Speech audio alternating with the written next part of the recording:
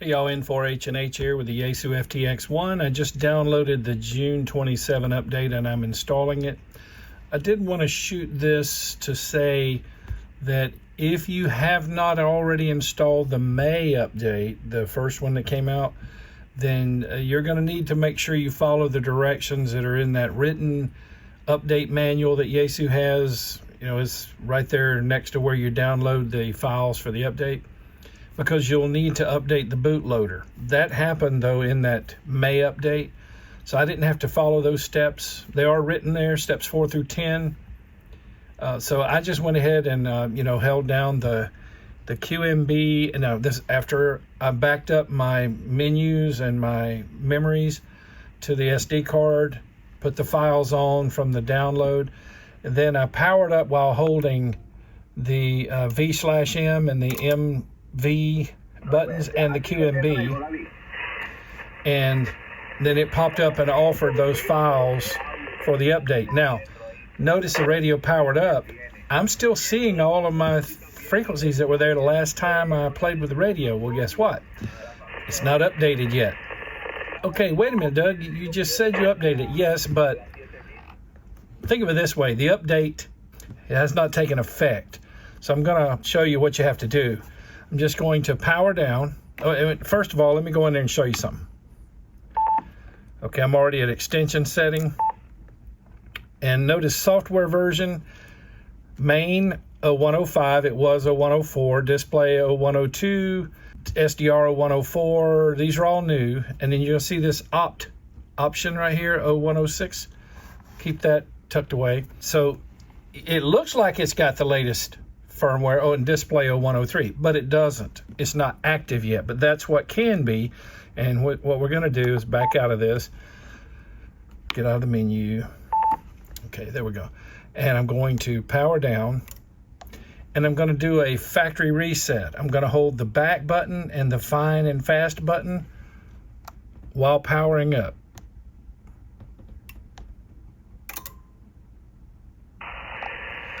Now, you see what's different?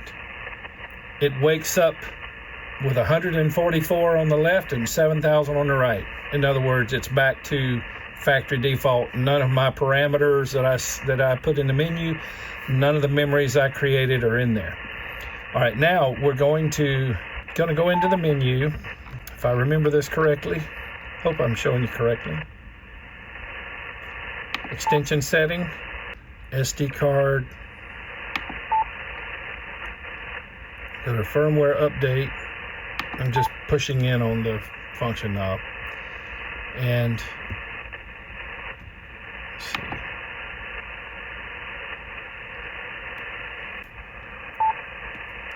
Okay, there we go. Now we're seeing the OPT there. And I'm going to select it. Don't need that one, just already updated that one. It's not letting me. There we go. Deselect those. All right. So now let me zoom in. You guys can't see that very well. Yeah, I'm about ready to take the plastic off, but I've been doing a lot of touching on the display and just trying to avoid all the fingerprints unnecessarily. Okay, so option V011. So that's going to be the. And by the way, Yaesu's a little bit haphazard, so the written material's got some typos in it. They show no dash in their versions. Here it is a dash, just got to get used to that sort of thing. I do have the instructions over here on the left. I've selected the opt. It says touch update. Now what that does, caution update, yeah, well, go ahead and say okay. That is updating the SPA1, the amplifier back there, that has the built-in antenna matching unit. And one of the issues was that it was not able to control an ATAS 120A antenna. You could do it from the FTX-1F unit, the little portable part, but you couldn't do it with the SPA1 connected. So that is supposed to be corrected in this update, among many other things that Yaesu has in their update information. Okay, so the next thing I want to do Let me just make sure. Yeah, so reset the transceiver again. So we're going to turn it off. Hold back, find fast, and power up.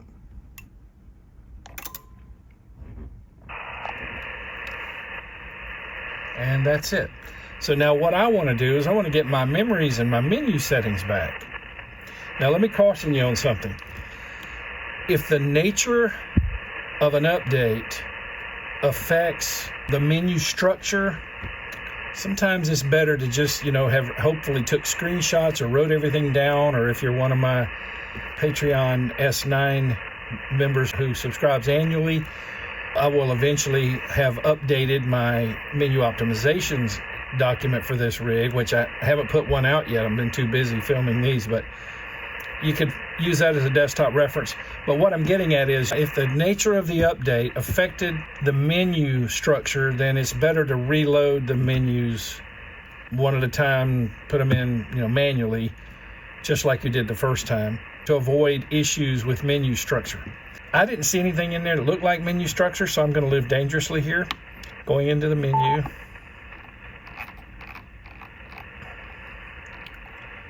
Going to extension setting, SD card, and let's see what to do first. I think I'll load the menus first. So menu save, I want menu load, and I made a backup today. It says 6/28, even though it is actually June 27 here, but it's already flipped over to UTC.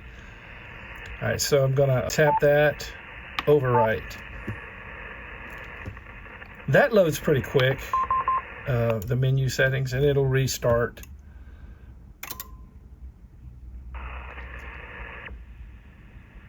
Ooh, came up dim.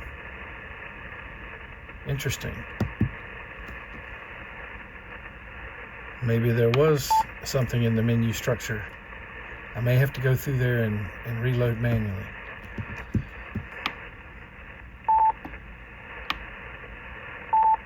Oh yeah, let me see. Power down. Power back up. It's got N4 H&H in there, but boy is it dim. And it's not letting me into the function menu. Bummer. What to do?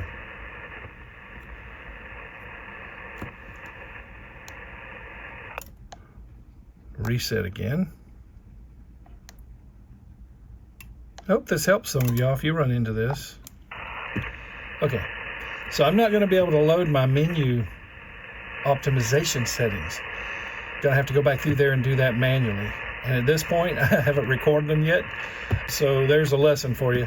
All right, now I'm gonna go back into the menu and I will load my memories. Hopefully they will be okay. But there you go.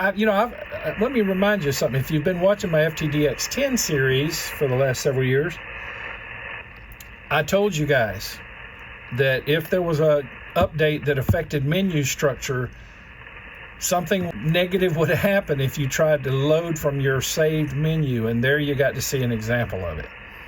Going into extension setting and SD card, memory list load, and I made a backup of that today. Let's see if that will work.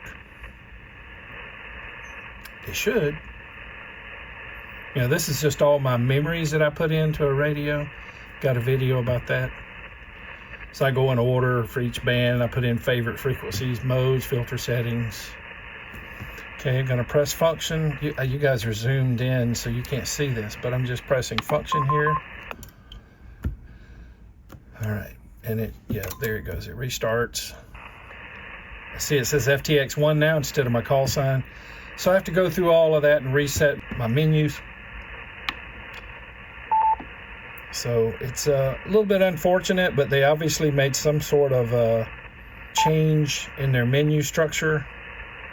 So I go in and I do things like, receive DSP. I want the IF notch filter to be narrow. Noise blanket rejection and width. You can mess with those if you need to. because that's going to depend on the noise. So I'll leave those alone for now. I want my APF width to be the most narrow. Contour, I tend to drop that down to 8 or 9. I'll do 8. And then I make the level a little bit minus, so I went from -15, which is the default. You can tell by it being in yellow. The contour filter, think of it as a wide notch, and I am going to make it notch deeper with 18 dB, but not as wide. So 11 is widest, 1 is very little effect or very narrow. So I'm going to go with 8. Just giving you, a little idea of things I do here. I'll have to go through the transmit audio again, set all that up. Guarantee, see, all those are defaults. And I've covered that in another video, so I'll go back and watch my own video to get those values back. And just while we're here, let's see if there's anything else I do in this menu. Transmit general. Oh, yeah. Down here at the bottom, change the meter to peak. And yeah, I think the rest of that's good. But there's an example of one menu. I'd go in and make settings. Radio setting, I always go in there and set up the data. Things like R port gain, and there you go, all this stuff in here. So that's covered in an FT8 document. I don't do anything with the receive EQ, which is interesting. This radio has the receive EQ for treble, middle, and bass, just like the FTDX10 does and the FT710 does. As of now, they've still not added that feature to the FTDX-1 the flagship radio. Don't know why. And by the way, it'll be interesting to see if the DSP improved. All right, see, I'm going to create my smiley face here. And since the speaker's small, I'm boosting the bass. I call it a smiley face. If you were looking at this on a graphic EQ, you scoop the mids out a little bit and you boost the highs and lows. We call it a smiley face in the music business. Yeah, let me zoom in so you can see all that. I went with a +3 on the treble. I may lower that later depending on noise. Then there's, a middle. Again, middle's where you get some clarity. So if you have some hearing issues, you might boost the middle a little bit. Low's going to add some depth to their voices. With small speakers, we got, 2 in the front and then 1 back here, and I'm using the waveguide that aims that. Oh, you can't see it. There we go. The audio waveguide, I've got that, which boosts or pushes the audio toward me. That's something, I'll put a link in the description. You can order that. My son makes those. Those are some of the things I change. One of the things I do in this menu, there we go, is, I like 300 to 2700 for that transmit BPF width. It gives you a good bit of punch. Yeah, if you mostly just rag chew, maybe consider the default or 200 to 2800. But I like this one here. I like some punch. But now that's not the only thing to do for audio. I need to set the EQs up as well. So I'll have to go back and watch my video on that. And as a matter of fact, let me remind you of something. It doesn't matter what you do with the EQs if you don't turn mic EQ on, okay? You can set those EQs all day long, and if you don't turn mic EQ on, nothing happens. Okay, before I close out this video, I'll tell you what I'll do is I'm going to turn on the DNR. There were some improvements supposedly in DSP, but I don't know if it's DNR. And also the noise blanker got some improvements, it says in the list.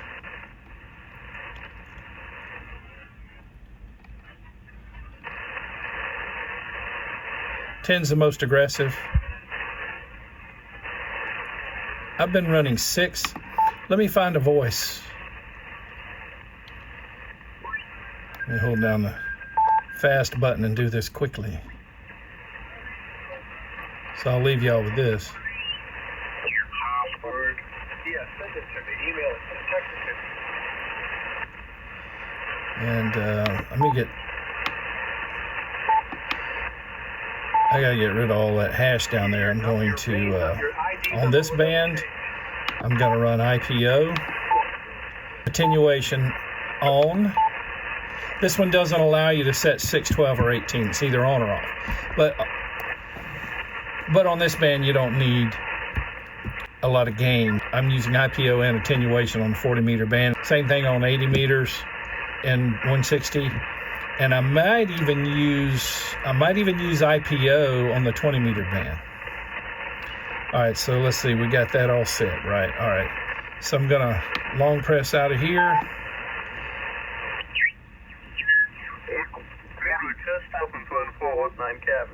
Und wir haben alle zusammen an einem Tisch gesessen, wo wir dann haben wir Frühstück und Abendbrot. Okay, so that helped with the display to tame it some, but I like to leave the rig set for D level. That's your display. So you'll notice right now it says ATT for attenuation. That's the last thing I adjusted. I'm going to go in there and adjust the display down a little bit, and it's the last thing I did. So look at this. When I exit, D level is going to always be, let me zoom out, D level will always be adjusted when I turn, by default that'll be what I'm adjusting when I turn the function knob. So that's a little more like what I like. Anybody understand the German? I actually understand a little bit of it. I worked in Germany in early part of my life.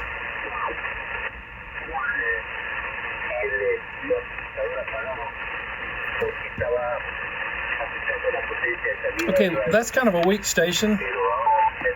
Not English, but let's check the DNR and see if it was improved. Again, it just said DSP, so you don't know.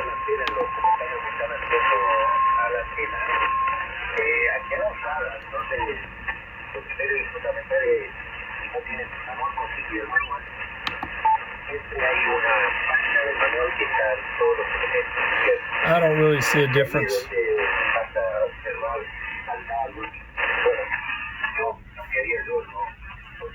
Yeah, you got digital artifacts there. But listen, on CW, I'll run 10.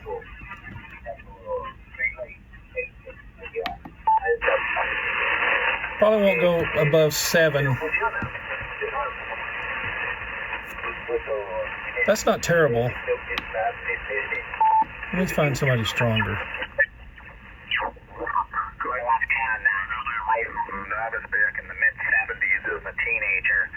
Oh, this guy's are. Let me take it off fast. These guys are in between. Decent antennas, just scrap and stuff from around But strong. And I fell in love with the band then, and still there today.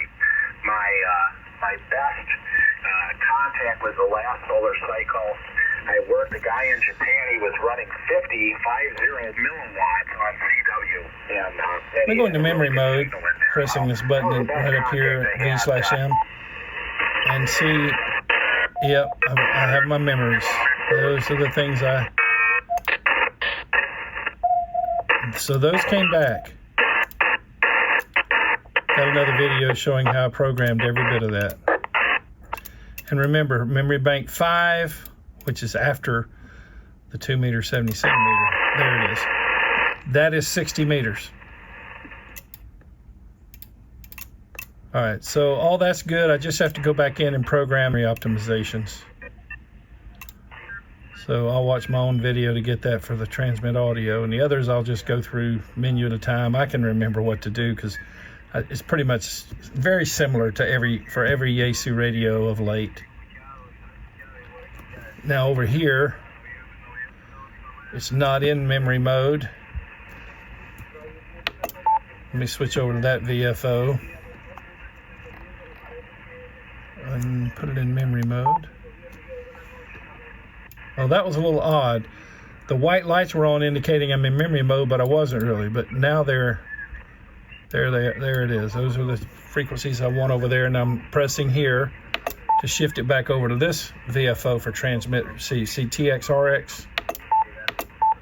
Giving you a lot more than just an update video now, but as things pop in my mind, I show them. I hope you appreciate that. And I hope that you found the video helpful and informative. Please stand by for about 42 seconds. I want to acknowledge 5 of the Patreon team long haulers, because without these 5 people and the others, you wouldn't be seeing this video or hundreds of others.